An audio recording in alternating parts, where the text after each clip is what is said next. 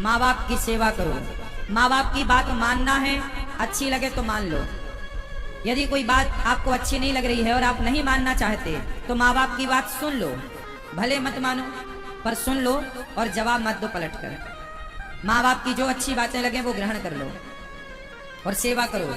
और सबसे सारे बच्चों से मेरा सवाल है कि आपने, अमन भैया ने अपने माँ बाप को भागवत सुनवाई, सेवा करना अच्छा है, लेकिन श्रवण कुमार ने क्या किया, अपने माँ बाप को कंधे पर बिठाया और कहा चार धाम की यात्रा कराई। पहले का बेटा कावड़ में, कावड़ समझते हैं ना, कावड़ में बिठा करके माँ बाप को चार धाम कराई। पहले का बेटा कावड़ में बिठा के चार धाम कराता था, आज का बेटा कावड़ में नहीं तो कार से ही करा दो चार धाम। कार से तो करा ही सकते हो। आप लोग अपनी माँ को लेके वृंदावन आना, हर माँ बाप की इच्छा है, पुत्र का कर्तव्य है कि वो अपने माँ बाप को तीर्थ यात्रा कराए। पुत्र का कर्तव्य क्या है कि वो अपने माँ बाप को तीर्थ यात्रा कराए, वो अपने माँ बाप को भागवत सुनवाए। ये पुत्र का धर्म है, जैसे माँ बाप का धर्म है। तुम छोटे थे ना, तेल मालिश करती थी तुम्हारी माँ, तुम्हारी हड्डियां मजबूत हो, हाँ या ना? बोलो हाँ। किस किस की माँ ने तेल मालिश की है बचपन में? की है ना? आपकी माँ ने? आपकी माँ ने नहीं की? आपकी माँ कहाँ है? घर पे है? तो आपकी माँ ने आपकी मालिश नहीं की बचपन में? ये भैया की ना? तो सबकी माँ ने तेल मालिश करी है ना बचपन में? किसी की माँ बचपन में जन्म देती भगवान के घर चली गई हो, वो अलग विषय हो सकता है, फिर किसी ने तो किया ही होगा, तो जिसने किया होगा वही आपकी माँ है, ये मानो, ठीक है? तो हर माँ ने बच्चे की तेल मालिश करी, हड्डियां मजबूत की। आपकी पसंद का भोजन किस किस की माँ ने कराया है बचपन से आज तक? आपकी माँ को पता है कि आपको क्या अच्छा लगता है खाने में, हाँ या ना? अच्छा, माँ आपकी पसंद का ख्याल रखती है कि नहीं?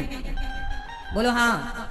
आपके पसंद के कपड़े, आपके पसंद का हलवा, आपके पसंद का भोजन, जब हर चीज आपके पसंद की माँ करती है, तो जब आप बड़े हो गए, कमाने लग गए, तो माँ का कुछ ऋण तो उतारो ना भैया। चार धाम कराओ अपनी माँ को, भागवत सुनवाओ अपनी माँ को, तब ना ऋण उतरेगा। तुमने क्या किया भाई? माँ ने तो सब किया, तुम्हारा मलमूत्र धोया, तुमने क्या किया? इसलिए हर पुत्र का धर्म है कि वो अपने माँ बाप को तीर्थ यात्रा भी कराए। वृंदावन ले आओ अपने माँ बाप को, बिहारी जी का दर्शन कराओ, गिरिराज जी का दर्शन कराओ, है ना? सब दर्शन कराओ, जितना करा सकते हो उतना कराओ, जितनी सेवा कर सकते हो माँ बाप की करो। तो अभी भागवत जी के पाठ बैठेंगे गौरी गोपाल में, तो आप भी बिठा लीजिएगा, अपने माँ बाप को सुनवाइएगा।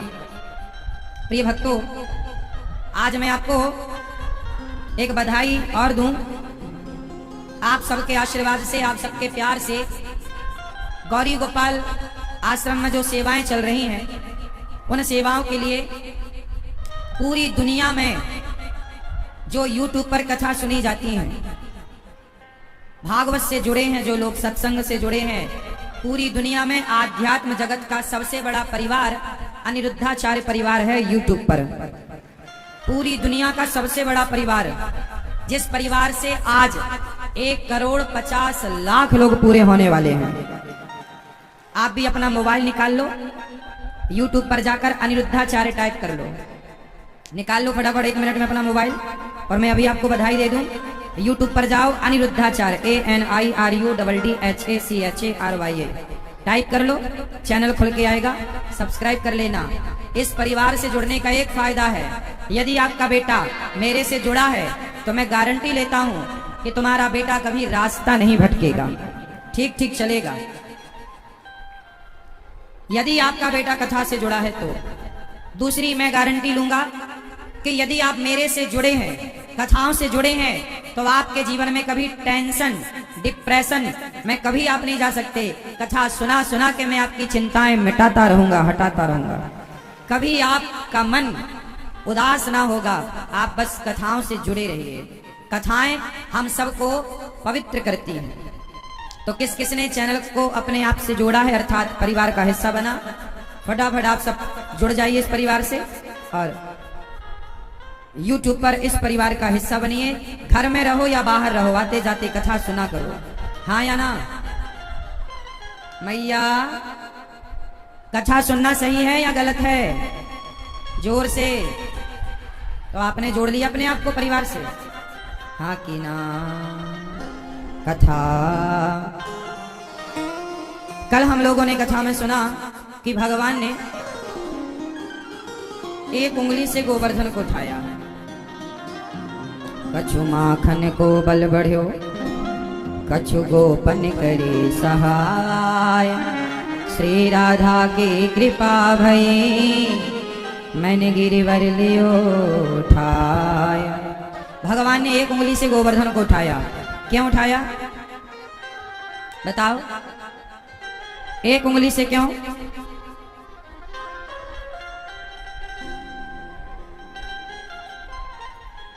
एक उंगली से पहाड़ उठाया भगवान ने। गोवर्धन, गोवर्धन का मतलब बताओ? गोवर्धन किसे कहते हैं? भगवान का नाम पड़ा गोपाल। गौ माता की सेवा करने से नाम पड़ा गोपाल। और गोवर्धन, जो गाय का वर्धन करें उनका नाम गोवर्धन है। इसलिए भगवान को कहते हैं गिरिवरधारी, गोवर्धन धारी, जिन्होंने गाय का वर्धन किया है। भगवान श्री कृष्ण ही गौ माता के सबसे बड़े प्रचारक हैं। गौ माता का सबसे बड़ा प्रचारक कौन है? बोलो बोलो जोर से। मैया, पीछे वाली मैया। गौ माता का सबसे बड़ा प्रचारक कौन है? गाय का प्रचार कौन करता है? भगवान श्री कृष्ण सबसे बड़े प्रचारक हैं भगवान। नाम ही पड़ गया गोपाल। जिनने गो पालन किया उनका नाम गोपाल। और आजकल देखो लोग गाय की सेवा नहीं करते। हम सबसे प्रार्थना करेंगे कि गाय की सेवा जरूर करिए। गाय है तो भारत है। भारत की पहचान गौ, ब्राह्मण, गंगा से ही भारत की पहचान है। भारत श्रेष्ठ क्यों है? क्योंकि भारत में गाय की पूजा होती है, भारत में तुलसी की पूजा होती है, भारत में पीपल की पूजा होती है, भारत में नदियों की पूजा होती है। एक भारत ही पूरी दुनिया में ऐसा है जहां पत्थर की भी पूजा होती है। हम सनातनी हैं जो कण कण में अपने ईश्वर को देखते हैं, घट घट में अपने परमात्मा को देखते हैं। हम ये नहीं कहते कि हमारा ईश्वर बस एक जगह है। हम ये कहते हैं कि हमारा भगवान हरि व्यापक सर्वत्र समाना। हम लोग सबकी पूजा करते हैं। सबकी मतलब पेड़ पौधों की भी पूजा करते हैं। सबके घर में तुलसी होगी। आप में से कितनों के घर में तुलसी माता है? देखो, तुलसी की पूजा हमारे यहाँ होती है, गंगा की पूजा हमारे यहाँ होती है, कन्याओं की पूजा हमारे यहाँ होती है, पिता की पूजा होती है, माता की पूजा होती है, मातृदेवो भव पितृदेवो भव, गुरु की पूजा होती है, पत्थर की पूजा होती है, समुद्र की पूजा होती है, बाकी तीर्थ बार बार, गंगा सागर एक बार। हम सनातनी हैं, सबको भगवान मानते हैं। सिया राम मैं सब जग जाने। अब बताओ हम सनातनी कितने अच्छे हैं कि हम सबको ईश्वर मानते हैं। जो सबको ईश्वर मानेगा वो नफरत किससे करेगा? जिसके अंदर नफरत ना हो, घृणा ना हो, उसी को हिंदू कहते हैं, सनातनी कहते हैं। नफरत तो उससे होगी ना जो ईश्वर के इतर हो।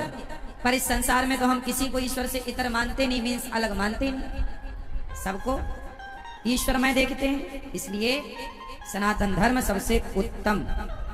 गाय की पूजा। अच्छा ये बताओ, गाय के गोबर में किसका वास होता है? जोर से।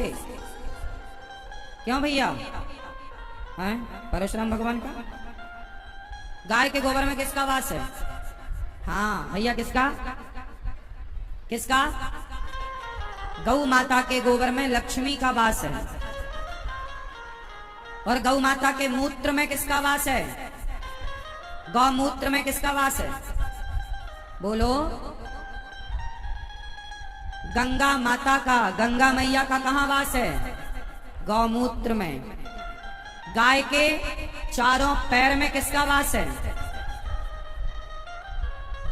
गाय के चार चरण में चारों धाम का वास है, चार धाम। गाय के रोम रोम में अनेक अनेक देवी और देवताओं का वास है। हाँ या ना? गाय के रोम रोम में देवी देवताओं का, भगवान का वास है। इसलिए गाय की सेवा जरूर करनी चाहिए। हमारे सनातन धर्म की परंपरा रही है, जब आप नया घर बनवाते हो ना, गृह प्रवेश होता है, गृह प्रवेश समझते हो ना, तो नया घर जब बनता है तो पहला प्रवेश किसका होता है? बोलो, गाय का। जब नया घर बनता है तो प्रथम प्रवेश गौ माता का होता है। जब गाय प्रवेश करती है तब वो घर रहने के लायक होता है, तब उसे घर कहा जाता है। तो ये गाय की महिमा है। पर आज के सनातनी अब ये सब भूल चुके हैं, और आजकल के लोग तो कुत्ते से अपना मुंह चटवाते हैं। आजकल लोग कुत्तों की पट्टी साफ कर रहे हैं। कुत्तों की पट्टी साफ करने में लोगों को शर्म नहीं आती, पर गाय का गोबर उठाने में लोगों को लाज आती है। बड़ी विडंबना है। बदल गया हमारा देश। हाँ, बोलिए गौ माता की। अच्छा, हमारे मुख्य अतिथि बनके आज हमारे भैया श्री राजभूषण निषाद जी आए हैं। राज्य मंत्री हैं आप भारत सरकार से। एक बार सुंदर तालियां भैया श्री राजभूषण जी के लिए। बैठिए, स्वागत है आपका। श्री राजेश सिंह जी विधायक, आप भी पधारे हैं। बहुत बहुत स्वागत भैया श्री राजेश सिंह जी का। तो आपका बहुत बहुत स्वागत है, अतिथि के रूप में आप पधारे हैं। तो आप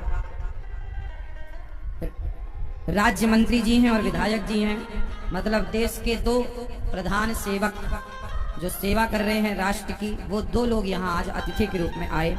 दोनों के लिए सुंदर तालियां बजाकर इनका अभिवादन करें। बहुत बहुत स्वागत है आपका। सत्संग करते रहते हैं कि नहीं? ठीक। तो आप बिहार से ही हैं। बिहार में बहुत सारी समस्याएं हैं, उन पर आप सब फटाफट काम करिए। बिहार को इतना सफल बनाना है कि भारत के अन्य राज्य जितने विकसित हो गए हैं उससे भी ज्यादा विकसित बिहार को होना है, और ये आप लोगों के कंधे पर बड़ी जिम्मेदारी है।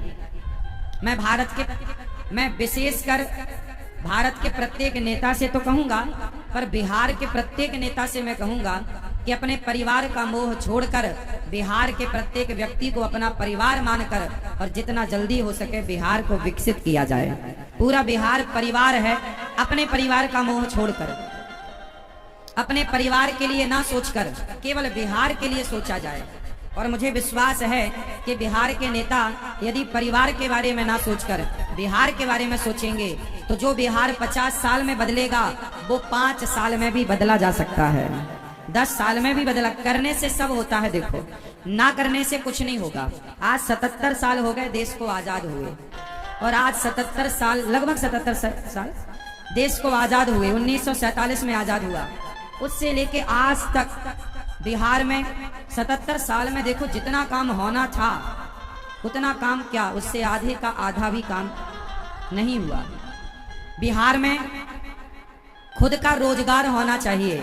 युवाओं को काम ढूंढने बिहार से बाहर ना जाना पड़े। यहाँ अच्छी अच्छी फैक्ट्रियां हों, यहाँ अच्छा आप लोग सेटअप लगाइए ताकि यहाँ के युवाओं को रोजगार मिल सके। यहाँ के लोगों को काम के लिए बाहर ना जाना पड़े, यहाँ के लोगों को गरीबी का सामना ना करना पड़े। खुद बढ़िया यहाँ मैं देखता हूँ जरूरत से ज्यादा गरीबी है बिहार में, पता है आपको? पूरे भारत में सबसे गरीब बिहार है। ऐसा जो आंकड़ा सरकारी कहता हो वो तो आप लोग जानते होंगे, पर जो मेरी आंखों का आंकड़ा कहता है वो यही कहता है। जो मैंने देखा, मैंने यहाँ के घर देखे, जो वो बेचारे ऐसे घर बने हैं कि दीवार भी ईंट की नहीं है, घास की दीवार है। यहाँ लोग कहाँ कैसे रहते हैं? कुछ लोग घास की दीवार है और ऊपर छाया भी बहुत अच्छी नहीं है, तिरपाल डाल के बेचारे रहते हैं, तिरपाल, पॉलिथीन। ऐसी गरीबी अच्छी नहीं है। कम से कम मैं चाहूंगा कि बिहार में सबके पास खुद का रहने को अच्छा घर तो हो, कम से कम रोटी कपड़ा मकान ये होना चाहिए। यदि रोटी कपड़ा मकान आपने जुटा दिया तो आप बहुत अच्छे नेता हैं। सबके पास क्या होना चाहिए? कम से कम 3 चीजें जो हमारी जरूरत है, रोटी कपड़ा और, बोलो, रोटी कपड़ा और मकान। बिहार को अभी बहुत टाइम नहीं लगेगा यदि सब करने पर खड़े हो जाए। नहीं जी, अब करना है, सुधार करना है, हो सकता है। अच्छा ये बताओ, मेरा एक सपना है, हमारे नेताजी बैठे हैं, आप नेता हैं, हम तो आपकी प्रजा हैं। हमारा एक सपना है, पता नहीं कौन सा नेता मेरे सपने को पूरा करेगा। मेरा एक सपना है कि भारत ऐसा हो, मैं एक भारत का सपना अपने भीतर लिए बैठा हूं। किस किस को अपना सपना सुनाऊं? सुनाऊं? मेरा सपना है कि मैं ऐसे भारत को देखना चाहता हूं, भारत में 3, ये बिहार की बात नहीं है, संपूर्ण भारत की बात मैं कर रहा हूं, जिसमें पूरा भारत है। मैं चाहता हूं कि मेरा भारत ऐसा हो। मेरे 3 सपने हैं। पहला सपना कि भारत की शिक्षा ऐसी हो कि मुख्यमंत्री का बेटा, प्रधानमंत्री का बेटा और रिक्शे वाले का बेटा एक साथ बैठकर पढ़ें एक स्कूल में। क्या ऐसा हो सकता है? हाँ, करने से सब हो सकता है। अमेरिका जैसे देश सफल क्यों हो गए? क्योंकि वहां बराक ओबामा का बेटा और बराक ओबामा के ड्राइवर का बेटा दोनों एक स्कूल में पढ़ते हैं। जहां रिक्शे वाले का बेटा और मुख्यमंत्री और प्रधानमंत्री का बेटा एक साथ पढ़े, मतलब वो समानता है। लोग कहते हैं ना समानता का अधिकार हो। भाई समानता तो ये है कि आप शिक्षा ऐसी करें कि सारे बच्चों को, चाहे गरीब हो अमीर हो, मैं चाहता हूं शिक्षा पर सबका अधिकार हो और कितना भी पढ़े बच्चा, शिक्षा फ्री होनी चाहिए। आज गरीब आदमी ना पढ़ा नहीं पाता बच्चों को, लाखों की तो फीस है। अब IAS IPS कौन बनेगा बताओ? एक रिक्शा चलाने वाले का बेटा क्या IAS IPS बन सकता है? बड़ा कठिन है। कहाँ कोचिंग करेगा? लाख की तो कोचिंग है, लाख रुपया की। इसलिए शिक्षा फ्री होनी चाहिए। ये बात, कितने लोग इस बात से सहमत हैं कि पूरे भारत में शिक्षा फ्री हो? सिलेंडर फ्री ना हो साहब, बिजली फ्री ना हो, बिजली का तो पैसा लो, सिलेंडर का पैसा लो, आप सब कुछ का पैसा लो, फ्री होना चाहिए शिक्षा। क्या फ्री होना चाहिए भारत में? जोर से, शिक्षा। दूसरा, भारत में क्या फ्री होना चाहिए? दूसरा, स्वास्थ्य। चाहे 1 रुपए का इलाज हो या 10 लाख का, छोटा हो बड़ा हो, पूरब हो पश्चिम हो, भारत का कोई भी कोना हो, कहीं भी खड़ा व्यक्ति हो, उसे भारत के कोने कोने में स्वास्थ्य मिलना चाहिए। अर्थात निःशुल्क, फ्री में, कोई बीमारी से ना मरे। अपनी मौत से कोई मरे तो मर जाए, परंतु बीमारी से ना मरे। सरकार को चाहिए कि वो फ्री की पॉलिसी ना देकर शिक्षा और स्वास्थ्य को फ्री करे। कितने लोग इस बात से सहमत हैं? सही, सहमत हो? हमारे नेताजी सहमत हैं कि नहीं इस बात से? सहमत है? ऐसा हो सकता है क्या? हो सकता है, हो सकता है। करने से सब हो सकता है।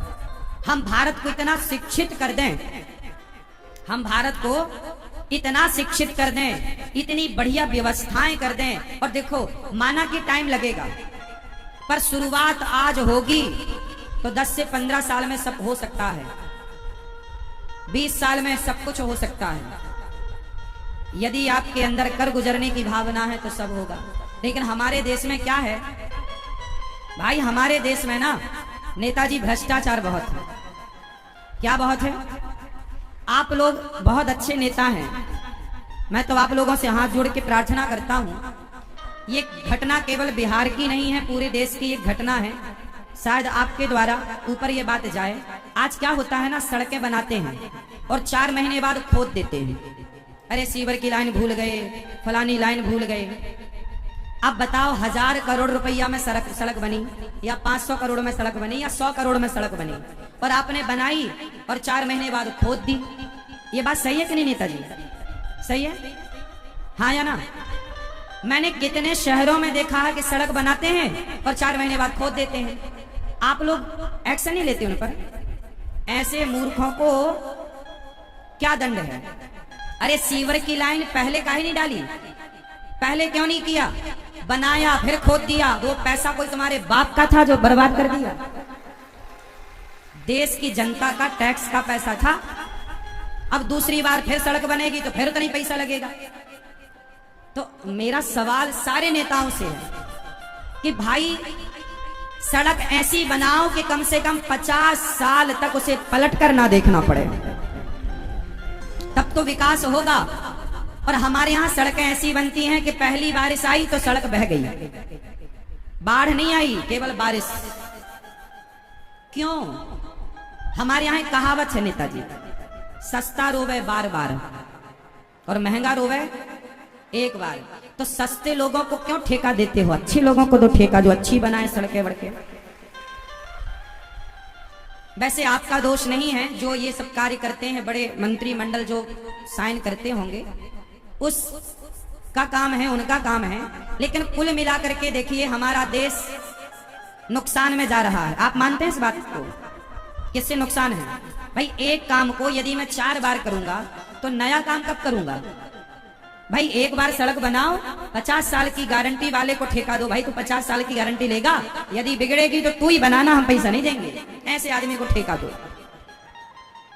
तरीके से काम हो साहब, जो विकसित हो, जो विकास हो, जिम्मेदारी से काम हो। तू 2 रुपए ज्यादा ले ले, पर काम ठीक करना, मिलावट वाला ना कर देना, तब जाके देश का भविष्य बनेगा। यदि भ्रष्टाचार रहा कि बस मेरा जेब भरना चाहिए, तो अभी 50 साल और विकास ना होगा भारत का, और अभी पीछे जाएगा। जब तक विचारधाराएं नहीं बदलेंगी और निजी स्वार्थ खत्म नहीं होगा। निजी स्वार्थ मेरे लिए सर्वोपरि है मेरा देश। मेरा देश का विकास ही मेरा विकास है। मैं अपना विकास करूं और देश का विकास ना हो तो मेरे अकेले के विकास होने से कुछ ना होगा। लेकिन आजकल तो लोग बस अपना अपना विकास देख रहे हैं। राष्ट्र के विकास पर नजरें कम लोगों की हैं। अभी वर्तमान में कुछ नेता बहुत अच्छा काम कर रहे हैं, मैं उनके काम से सहमत हूं, पर जिस तरह से सड़कें बना के खोद देना है ये सब गलत है। मुझे बड़ा कष्ट होता है ये सब सुन करके और ये सब देख कर। मैं तो खुद आंखों से देखता हूं। इन सब चीजों को रोक कर ना पैसे का बहुत सही उपयोग किया जाए। सारे बच्चों को निःशुल्क शिक्षा दी जाए, सारे लोगों को निःशुल्क स्वास्थ्य दिया जाए। जब सारे बच्चों को निःशुल्क पढ़ाया जाएगा तो भारत अपने आप विकसित हो जाएगा। सब शिक्षित होंगे ना, सबका अपना जब बुद्धि होगी तो वो नौकरी के पीछे ना भागेंगे, वो अपना बिजनेस भी कर पाएंगे, व्यापार भी कर पाएंगे। आज सबको नौकरी चाहिए। नौकरी के पीछे कौन भागता है? जिसका मस्तिष्क विकसित नहीं होता। जो विकसितवान व्यक्ति है, जिसका मस्तिष्क विकसित हो गया है, वो नौकरी करने वाला नहीं बनता, वो नौकरी देने वाला बन जाता है। माइंडेड है ना, तो वो नौकरी करेगा क्या? वो नौकरियां देगा, देने वाला बनेगा। तो इस तरह से हमारे राष्ट्र का विकास हो सकता है। ये मेरा सपना है कि भारत ऐसा हो।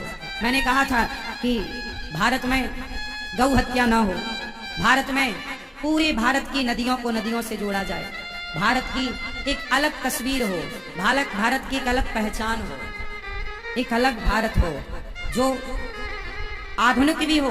पर हमारी जो शिक्षा है, देखिए आज जितने डॉक्टर बनते हैं, एडवोकेट बनते हैं, इंजीनियर बनते हैं, जज बनते हैं, सब विदेशी पढ़ाई पढ़कर बनते हैं। हमारे भारत की पढ़ाई पढ़ के कौन डॉक्टर बना, कौन इंजीनियर बना? अरे भारत की शिक्षा प्रणाली को लागू करना चाहिए। भारत की शिक्षा क्या थी? अच्छा बताओ, आज से 1000 साल पहले, लगभग 1000 साल से ज्यादा पहले मंदिर बनाया गया, जगन्नाथ जी का मंदिर बना। ये नालंदा विश्वविद्यालय जो बना, ये पुराना स्ट्रक्चर तो खड़ा है आज भी, जो आग लगाया खिलजी ने। क्यों? बात सही है? आप लोगों ने देखा होगा जाकर, ये पुराना स्ट्रक्चर है। बताओ उस समय जिन्होंने ये बनाया, कितने सारे मंदिर बनाए पुराने प्राचीन, कितनी बड़ी बड़ी इमारतें बनाई। क्या उस जमाने में इंजीनियर नहीं थे? क्या उस जमाने का आर्किटेक्चर नहीं था? सब कुछ था। वो क्या पढ़कर था? वो वेद पढ़कर, पुराण पढ़कर। जो हमारे दर्शन थे, हमारे उपनिषद थे, हमारी वैदिक पढ़ाइयों के बल पर ऐसे ऐसे आविष्कार हुए हैं। कोणार्क मंदिर बना था आज से 1400 साल पहले। कौन सा मंदिर? कोणार्क मंदिर, जगन्नाथपुरी के पास है। सूर्य मंदिर भी उसे कहा जाता है, तोड़ दिया था बाद में मुगलों ने, तो आज भी उसका ढांचा है। जो नया 10 का नोट है ना, उसमें उसकी फोटो भी छपी है, चित्र भी है। तो ये जो मंदिर है ना 1400 साल पुराना है। जगन्नाथपुरी का मंदिर सैकड़ों हजारों साल पुराना है। आप रामेश्वरम का मंदिर उठाइए, हजारों साल पुराना है। रंगम का मंदिर उठाइए, हजारों साल पुराना है। मतलब 1000 साल पहले भी ऐसी चीज बनी जो आज की आधुनिकता में नहीं बन सकती। बात सही है? मतलब हमारे यहाँ शिक्षा थी या नहीं?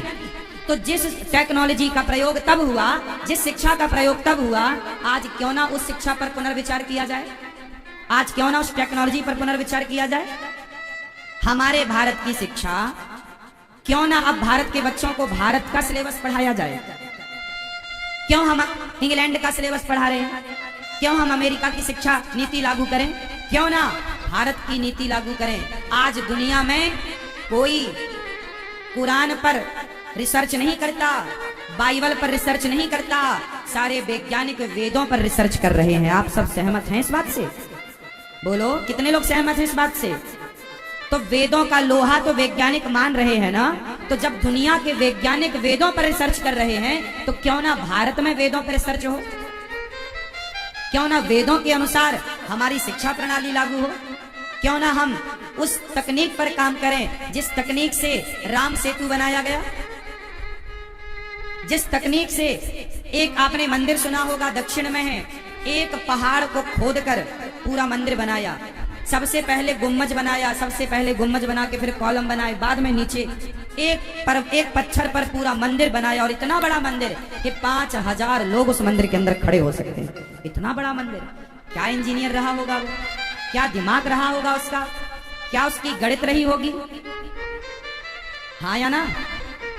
इसलिए कुतुब मीनार किसने बनाई? भारत ने बनाई कि विदेशियों ने बनाई? बोलो। ताजमहल भारत ने बनाया कि विदेशियों ने बनाया? दिमाग किसका था? भारत का था। टेक्नोलॉजी किसकी थी?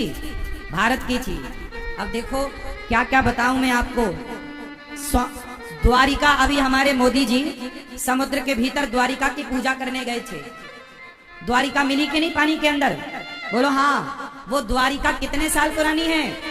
5000 साल पुरानी। आज विज्ञान उस पर रिसर्च कर रहा है कि 5000 साल पुरानी, जो हमारे भागवत जी में लिखा था कि भगवान श्री कृष्ण जब गए तो द्वारिका पानी में डुबा कर गए, तो पानी में जो द्वारिका डुबाई वो आज मिली। मतलब हमारे वेद पुराण जो कह रहे हैं वो बिल्कुल सत्य कह रहे हैं। और यदि सत्य कह रहे हैं तो क्यों ना उस सत्य को समाज तक पहुंचाया जाए? क्यों ना उस सत्य से बच्चों को रूबरू कराया जाए? हम क्यों हम शेक्सपियर को पढ़ें? अब देखो, विदेशी सिद्धांत कहता है कि आप बंदर की संतान हैं। बताओ, आप बंदर की संतान हो कि ऋषि मुनियों की संतान हो? उत्तर दो। डार्विन की थ्योरी क्या कहती है? डार्विन की थ्योरी कहती है कि आप बंदर की संतान हैं। बंदर से विकास होते होते वो मनुष्य बना। तो आप मानते हो कि आप बंदर की संतान हैं? क्यों भैया? किसकी संतान हो बताओ? बोलो। ऋषि मुनियों की। हम किसकी संतान हैं? जोर से। हाँ, हम ऋषि मुनियों की संतान हैं। आप लोगों का गोत्र है कि नहीं? आपका जो गोत्र है मतलब आप उन्हीं की संतान हैं, वो ऋषि आपके हैं। तो हम भारत के लोग हैं साहब। हमारा इतिहास केवल 2000 साल पुराना नहीं है कि मोहनजोदड़ो हड़प्पा संस्कृति से ही हमारा इतिहास चला हो। 5000 साल पुरानी तो द्वारिका है और 8 लाख साल पुराना तो राम सेतु है। लाखों साल पुराना इतिहास। इसलिए हम बंदर की नहीं, हम ऋषि मुनियों की संतान हैं। किसकी संतान है आप लोग? लेकिन अब सिलेबस में आएगा कि आप किसकी संतान हैं तो आपको लिखना पड़ता है बंदर की, वरना नंबर कट जाएगा। तो लिखना तो वही पड़ेगा, लेकिन जान लो कि वो सब गलत पढ़ाया जा रहा है। गलत पढ़ाया गया, सही पढ़ना सीखो। बदलाव जरूरी है, बदलना जरूरी है। ठीक है। भगवान श्री कृष्ण ने गिरिराज जी को स्थापित किया और भगवान एक दिव्य लीला करे। नंद बाबा को वरुण देवता ले गए, भगवान ने वरुण लोक से उन्हें छुड़ाया। भगवान पिता रात्रि शरदोत्फुल्य मल्लिका वीक्षरन्तुं मनश्चक्रे योगमायामुपाश्रितः।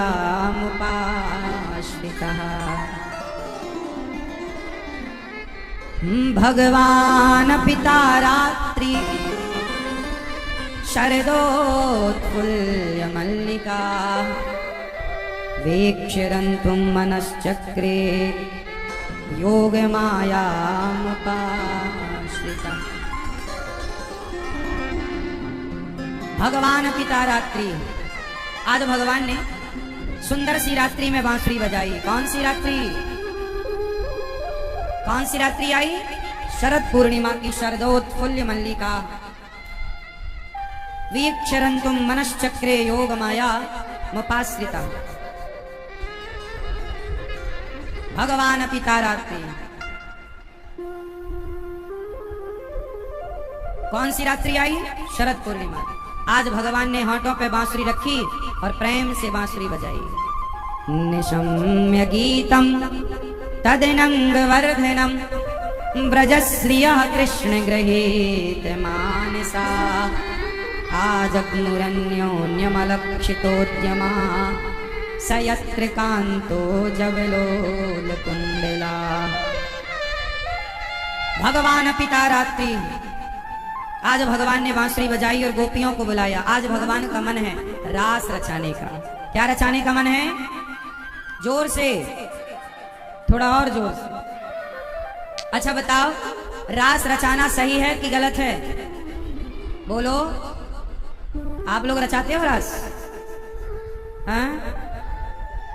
रास का अर्थ क्या है आप बताओ? रास किसे कहते हैं? तुम करो तो रास लीला, हम करें तो कैरेक्टर ढीला। अब बताओ, रास लीला और कैरेक्टर ढीला, क्या रास लीला में कैरेक्टर ढीला था? उत्तर दो। क्या रास लीला जो श्री कृष्ण ने रचाई गोपियों के साथ, क्या उस रास लीला में कैरेक्टर ढीला हुआ था किसी का? बोलो। तो फिर ये सेंटेंस क्यों बोला जाता है कि तुम करो तो रास लीला, हम करें तो कैरेक्टर ढीला? क्यों बोला जाता है बेटा बताओ? ये बॉलीवुड का षड्यंत्र है। ये बॉलीवुड का क्या है? षड्यंत्र, जो बॉलीवुड के द्वारा ये प्रचारित हुआ कि तुम करो तो रास लीला, हम करें तो कैरेक्टर ढीला। इससे क्या हुआ कि भगवान श्री कृष्ण के चरित्र पर उंगली खड़ी हो गई। इससे क्या हुआ? श्री कृष्ण के चरित्र पर क्या खड़ी हो गई? उंगली। अब मुझे आप लोग बताओ, मैया ओ मेरी माँ, बैठ जाओ मेरी माँ, लाल पीली मैया बैठो मेरी माँ, बैठ जाओ सब लोग, शांत रहो, चुप रहना। आप खड़े हो बैठे हो अलग विषय पर, चुप ही टाप रहना। ये बताओ, क्या भगवान श्री कृष्ण के चरित्र पर क्या उंगली उठाना सही है? उत्तर दो। तो फिर रास लीला में हुआ क्या था? चश्मा वाले बताएंगे। दादाजी, आपकी मूछें काली हैं कि मेहंदी पोती है आपने? क्यों? नहीं, मेहंदी लग रही है। मूछें काली हैं नेचुरल के पोती है? कुछ पोती है। अच्छा, तो चलो बताओ, बैठो सब लोग। दादाजी, ओ बोतल वाले दादाजी, अरे इस उम्र में तुम कथा सुन लो प्रभु। सुनो दादाजी, बताओ ये रास लीला में क्या हुआ था? बोलो, क्या है ये रास लीला? आप भी रास रचाते हो? चश्मा वाले दादाजी, नहीं रचाते हो? किसके संग? रास का अर्थ ना भारत के कुछ लोग गलत, जो लोग नहीं जानते वो गलत अर्थ करते हैं, जबकि रास का सही मीनिंग क्या है, अर्थ क्या है, वो आज हम आपसे बात करेंगे। रास में हुआ क्या था, एक्चुअल क्या होना चाहिए, उस पे हमने आपको एक बात समझानी है। समझो, रास जो था, उस रास में भगवान ने गोपियों को बुलाया। और गोपी मतलब क्या है? गोपी मतलब स्त्रियां नहीं, उस गोपी उस रास में भगवान शंकर भी आए, आए कि नहीं दादाजी? रास जब भगवान ने रचाया तो शंकर जी आए थे कि नहीं? ये दादाजी बताएंगे, शंकर जी आए थे कि नहीं? हाँ या ना? चश्मा वाले भैया, शंकर जी आए कि नहीं? तो शंकर जी क्या बन करके आए थे? जोर से हाँ। तो अब ये बताओ, शंकर जी भी गोपी बनकर आए, तो मतलब ये सिद्ध हो गया कि गोपी स्त्रियों का नाम नहीं है। गोपी मतलब स्त्री नहीं, गोपी एक भाव है। गोपी क्या है? गो मतलब इंद्रियां, बोलो गो मतलब, पी मतलब पीना। जिन्होंने अपने भीतर की संपूर्ण वासनाओं को, गलत इच्छाओं को जिसने समाप्त कर दिया हो पीकर। जैसे लोग कहते हैं ना, हम गुस्सा पी गए, हम क्रोध पी गए, मतलब क्रोध को कंट्रोल कर लिया। पीना मतलब कंट्रोल। लोग कहते हैं ना, हमें बहुत गुस्सा आया पर हम गुस्सा पी गए। ऐसा बिहार में बोलते हैं कि नहीं? क्यों? हम गुस्सा पी गए। पी गए मतलब हमने अपने गुस्से को कंट्रोल किया। तो गो मतलब इंद्रियां, पी मतलब पीना। जिन्होंने अपनी इंद्रियों को, अपनी इच्छाओं को जिसने कंट्रोल किया है, उनका नाम गोपी है। जिन्होंने अपने भीतर की वासनाओं को कंट्रोल किया है, उनका नाम, हाँ, तो गोपियों के संग। अच्छा ये बताओ, शंकर जी की इच्छाएं कंट्रोल है या नहीं? शंकर जी ने तो कामदेव को जला दिया था, हाँ या ना? आप में से कितने लोगों को यह बात पता है कि शंकर जी ने तीसरी आंख खोल के कामदेव को जलाया था? किस किस को पता है? जिसको पता है वो कृपया हाथ उठाएं। दादाजी सुन रहा है ना तू मैया? बताओ, शंकर जी ने कामदेव को जलाया था या नहीं? तीसरी आंख खोलकर जब कामदेव आया शंकर जी का ध्यान भंग करने, तो शंकर जी की तीसरी आंख खुली और कामदेव जलकर, जो शिव कामदेव को जलाने वाले हैं वो शंकर जी कहते हैं, हे कन्हैया अपने रास में हमें सम्मिलित कर लो। मतलब ये रास कोई काम वासना की लीला नहीं, ये तो भक्त का भगवान से मिलन था। रास मतलब भक्त भगवान का, बोलो, मिलन। शंकर जी कह रहे हैं हमें रास में सम्मिलित कर लो। तो क्या शंकर जी कोई काम वासना लेकर गए थे रास में? इसका मतलब जो लोग रास को काम वासना की दृष्टि से देखते हैं, उनकी दृष्टि गलत है। सोचिए कि इस संसार में ऐसे लोग भी हैं जो भगवान को भी गलत दृष्टि से देखते हैं, भगवान की भी परिभाषा गलत करते हैं। ऐसे लोग भी हैं जो भगवान पर उंगलियां खड़ी करते हैं। क्यों? क्योंकि वो सत्य को जानते नहीं हैं, सत्य से उनका परिचय नहीं है, इसलिए भगवान पर उंगलियां खड़ी करते हैं। यदि समाज भगवान पर उंगलियां खड़ी कर सकता है, तो आप पर और हम पर कोई उंगलियां खड़ी करे, इसमें क्या आश्चर्य है? तो रास का सीधा सा अर्थ है भक्त और भगवान का। जोर से। अच्छा मुझे दूसरी बात बताओ। अच्छा ये बताओ कि किसी लड़के के अंदर, किसी लड़की के अंदर माना कि काम वासना है, कोई लड़का या कोई लड़की, कोई पुरुष या कोई स्त्री काम वासना में डूबा है या डूबी है, तभी उसके माता पिता आ जाएं, लड़की के या लड़के के, तो माता पिता को देखकर काम वासना खत्म हो जाती है कि बढ़ जाती है? जोर से, जोर से, फास्ट। सबको उत्तर इसलिए देना है क्योंकि इसी उत्तर से अभी मैं कुछ समझाऊंगा। समाप्त तो होगी कि बढ़ेगी? जोर से बोलो। क्यों? क्या होगा? खत्म हो जाएगी ना।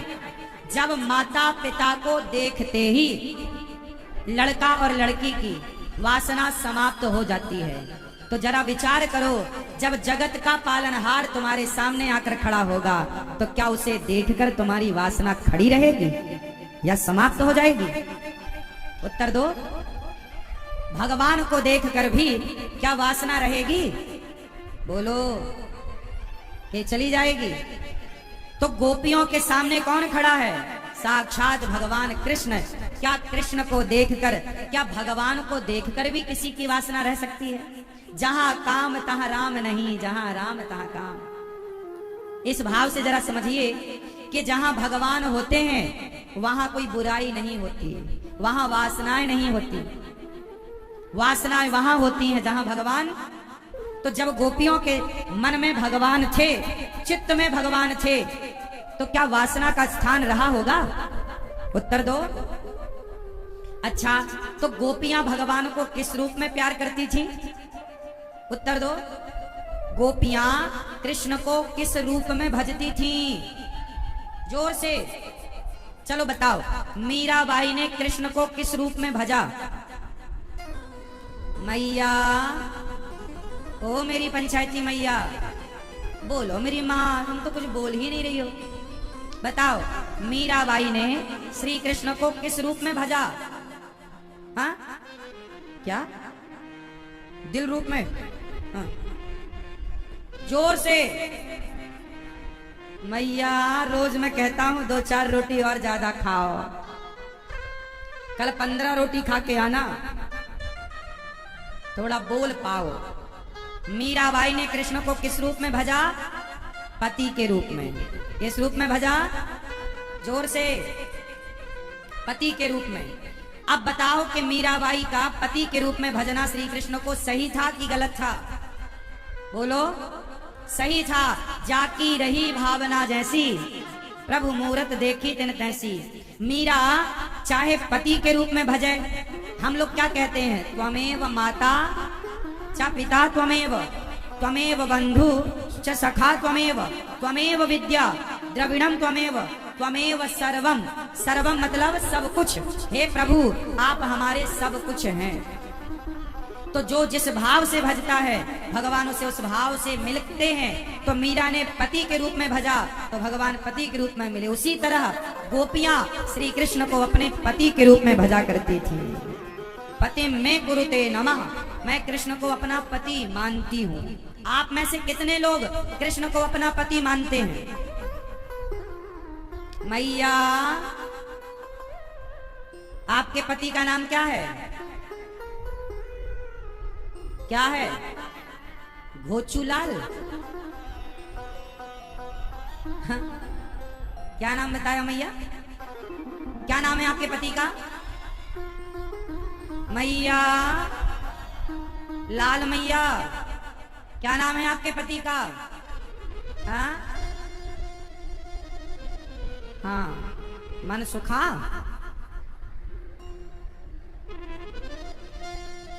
सुनो, आपका ये जो पति है, मंगलसूत्र पहनाने वाला, मांग भरने वाला, ये पति कितने दिन पहले मिला? कितने साल पहले मिला? और कितने साल तक रहेगा? ये जो पति है ना, ये परमानेंट नहीं है। लेकिन जो श्री कृष्ण है वो सबके पति हैं। आप लोग मानते नहीं हैं। आप बोले नहीं, हमारा तो ये घोचूलाल ही है महाराज हमारे, जबकि सबके पति श्री कृष्ण हैं। आप लोग नहीं मानते, पर आप कहते हैं तुम हो एक अगोचर सबके प्राणपति, स्वामी सबके प्राण। सबके प्राणपति कौन है? बोलो। किस विधि मिला हूँ दया मैं तुमको, मैं कुमति। ओम जय जगदीश हरे। तो हमारे सबके पति कौन है? भगवान। तुम हो एक अगोचर सबके प्राण। फिर से, सबके प्राण, सबके प्राण। तो सबके पति कौन? प्राणों के। बोलो। आप पुरुषों के पति भी भगवान और स्त्रियों के पति भी भगवान। सच्चाई तो यही है कि सबके पति भगवान ही हैं। अब बताओ, पति किसे कहते हैं? पीली मैया, बताओ पति किसे कहते हैं? बोलो मेरी माँ। मैया, बताओ मेरी माँ, पति हैं आपके? कहाँ हैं? बताओ किसे कहते हैं पति? पति की परिभाषा नहीं बताओगी, गुस्सा हो ना?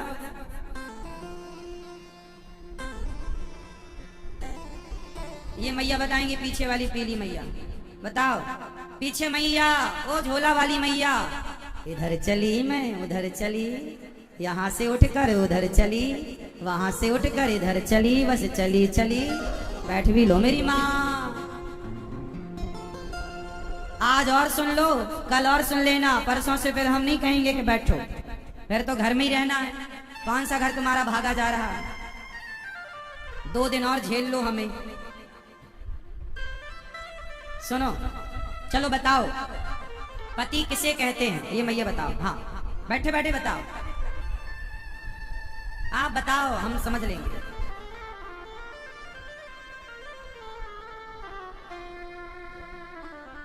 जो पत्नी से लड़े, जो ऐसे ऐसे मारे, हाँ। पति किसे कहते हैं? पा रक्षणे धातु से पति बनता है। पा शब्द जहां मिले वो रक्षा अर्थ में होता है। पा अक्षर जहां मिल जाए वो किस अर्थ में है? रक्षा। इसलिए कहते हैं पति आपके कौन? सबके पति राष्ट्रपति, सबका पति सेनापति। सेनापति को भी सेनापति बोलते हैं, राष्ट्रपति को भी पति। पति मतलब होता है रक्षा करने वाला। इसलिए राष्ट्रपति के अंडर में सारी सेना होती है और सेनापति के अंडर में सारी सेना होती थी उस जमाने में, जब सेनापति का जमाना था। तो जो रक्षा करे उसका नाम है पति। तो जो अपनी पत्नी को पतित होने से बचाए, जो पति अपनी पत्नी को परमेश्वर तक पहुंचा दे, उसका नाम है पति। जो अपने पत्नी की रक्षा करे सब तरह से, पत्नी की हर, जैसे रावण चुराया सीता माँ को, तो राम ने पति धर्म निभाया और रावण को मारकर सीता माँ की रक्षा करी कि नहीं? पति का धर्म है कि वो पत्नी की रक्षा करे। रक्षा करने वाले को पति कहते हैं। और केवल शारीरिक रक्षा ना करे, जो हर बुराई से बचाए। यदि आपकी पत्नी गलत जा रही है तो आप अपनी पत्नी को समझाओ, गलत ना जाओ। अपनी पत्नी को इतना खुश रखो, प्रसन्न रखो, उसका ख्याल रखो कि वो सब प्रकार से आप में समर्पित रहे। ये पुरुष का कर्तव्य है। अब पुरुष लोग क्या करते हैं? कुछ पुरुष मारते हैं पत्नी को। अब जो रक्षा करने वाला था वही मारने लग जाए तो यहाँ तो पति की परिभाषा ही बदल गई। हाँ या ना? तो आप भैया मारते हो पत्नी को कभी कभी? सही, कभी कभी मारते हो? नहीं भैया मारते हैं ये? नहीं।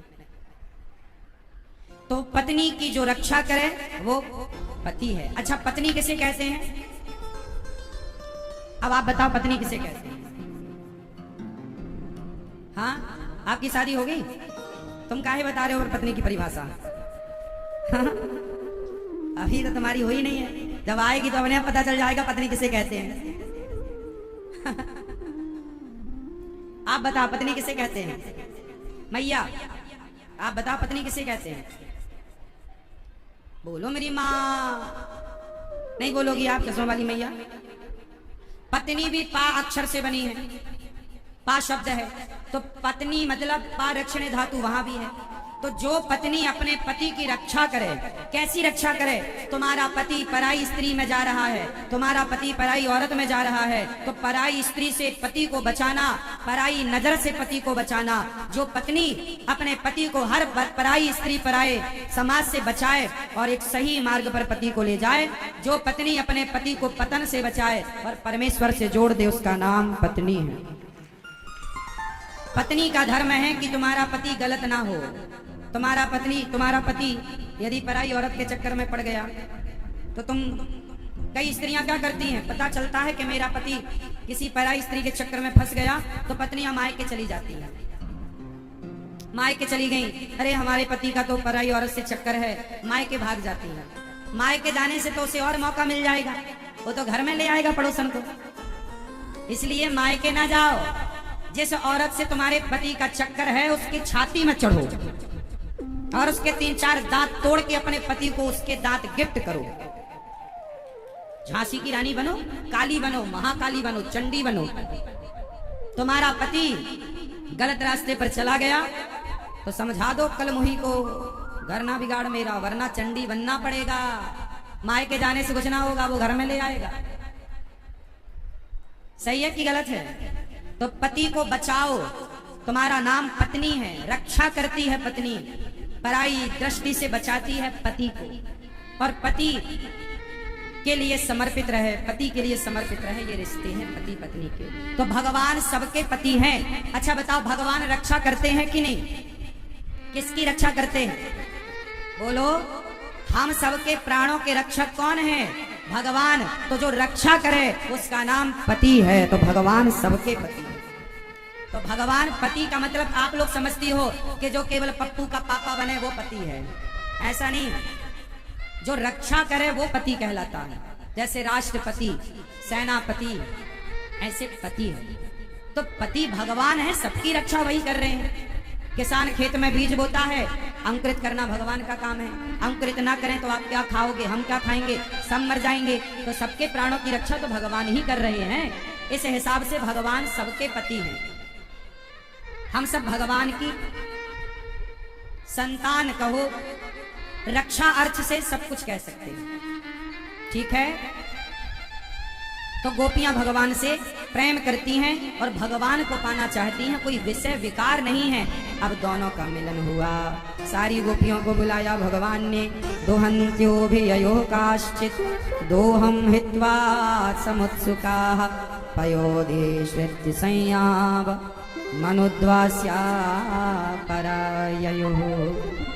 सारी गोपियां एक गाय दौड़ रही थी, बांसुरी सुनाई पड़ी, छोड़कर गाय को, बछड़े को, दूध को छोड़कर कृष्ण की ओर बढ़ी। सारा काम धाम छोड़कर भगवान की तरफ गोपियां बढ़ी। भगवान ने सारी गोपियों का स्वागत किया। स्वागतम वो महाभागा प्रियम किम करवाणि वह ब्रजस्य नामयं कच्चित् द्रुतागमन कारणम। अच्छा एक बात बताओ, भगवान के लिए गोपियों ने सब कुछ छोड़ दिया, बच्चों को छोड़ा, परिवार को छोड़ा, अपने आप को छोड़ा भगवान के लिए। तो भगवान के लिए सब कुछ छोड़ देना सही है कि गलत? उत्तर दो जोर से। सही है। कितने लोग सही मानते हैं? हाथ उठा के बताओ। भगवान के लिए क्या छोड़ना? छोड़ने का देखो, आम जब पक जाता है ना तो अपने आप पेड़ को छोड़ देता है।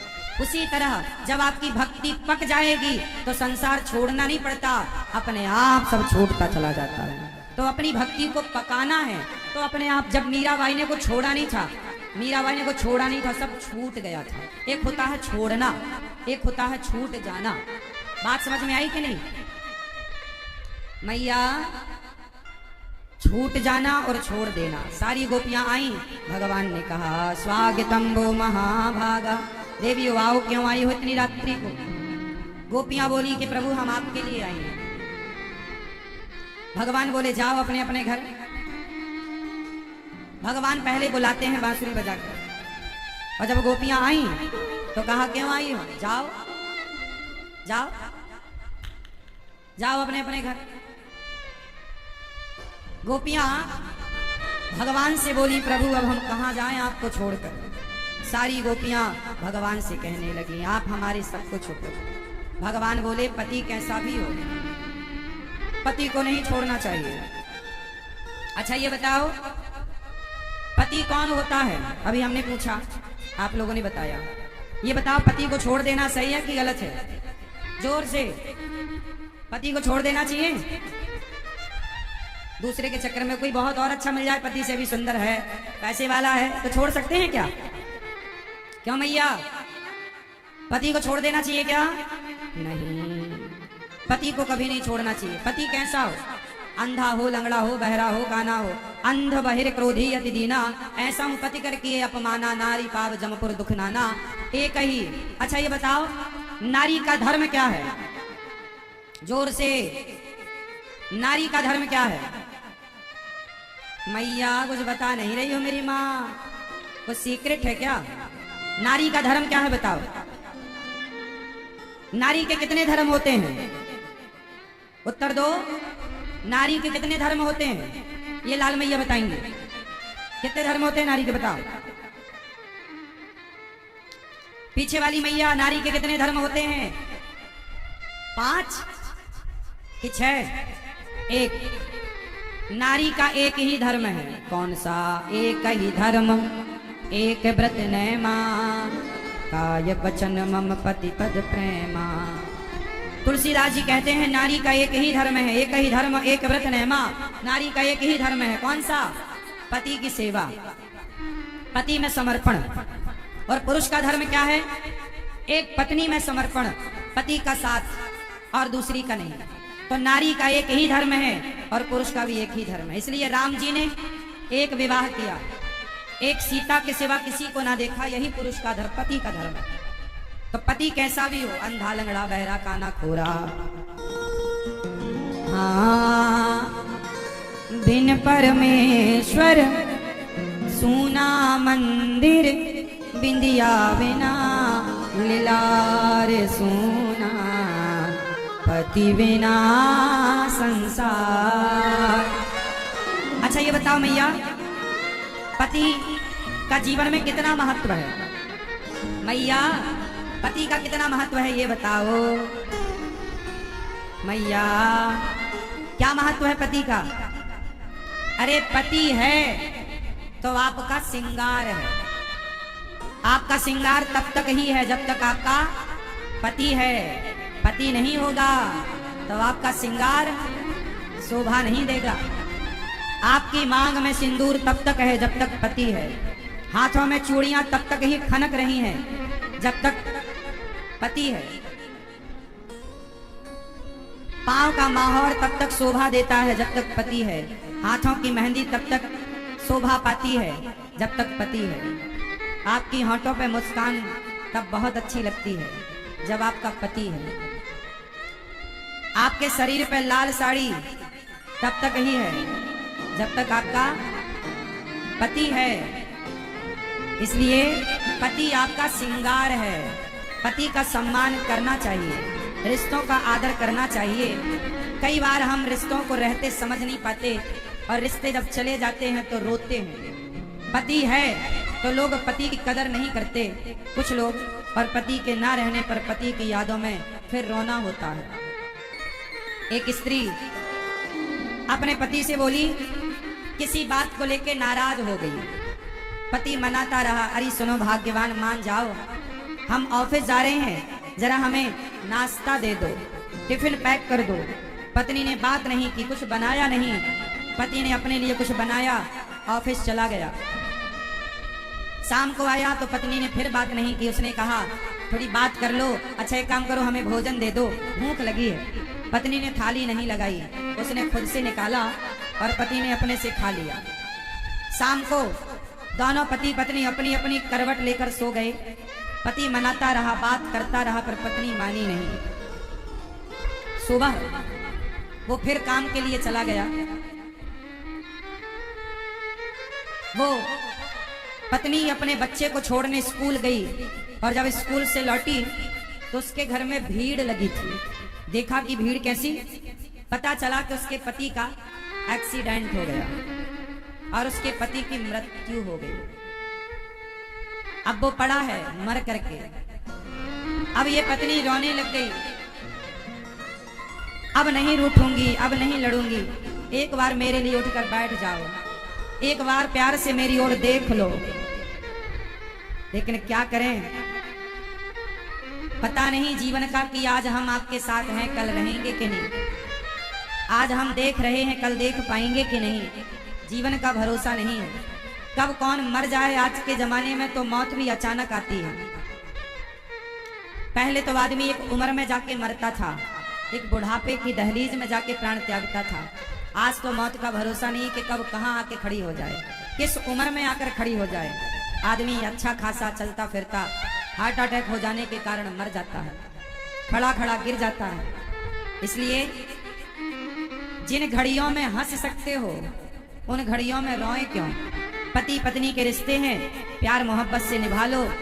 लड़ाई झगड़ा करके भी क्या मिलना है। रूठना चाहिए पर घंटे भर के लिए, 2 घंटे के लिए, दिन 2 दिन के लिए रूठना भी तो नहीं चाहिए। मान जाओ और मना लो, रिश्तों को जी लो। आज रिश्ते हैं, आपका जन्म होता है, जवानी आती है, आपको माँ मिलती है, पिता मिलता है, बहन मिलती है, भाई मिलता है। आपके परिवार में सब लोग हैं, माता है, पिता है, भाई है, बहन है, सब है ना। शादी हो गई तो एक नया मेहमान और आ जाता है, पत्नी, पति। लेकिन आपने देखा होगा कि थोड़े दिन बाद पिता की मृत्यु हो जाती है, माँ की मृत्यु हो जाती है, बहन अपने घर चली जाती है, भाई भी अपना अलग हो जाता है, शादी हो गई ना तो वो अपना कमा खा रहा है। अब आप बचते हैं, आप और आपकी पत्नी, फिर आपके बच्चे होते हैं, आप 2 से 3 होते हैं, फिर 3 से 4 होते हैं, फिर क्या होता है, आपके बच्चों का ब्याह हो जाता है, बेटा भी सेटल हो गया, बेटी भी सेटल हो गई, फिर आप कौन बचे, 2 बचे।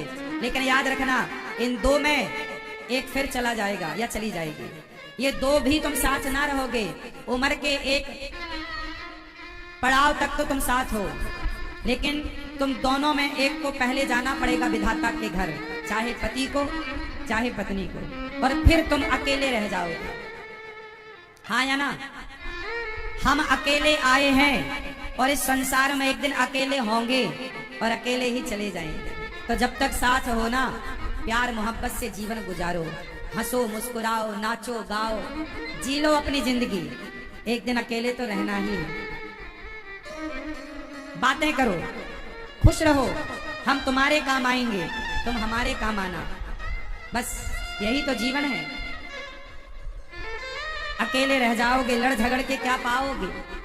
छोड़ो कल की बातें, कल की बात पुरानी, नए दौर पर मिलके लिखेंगे फिर।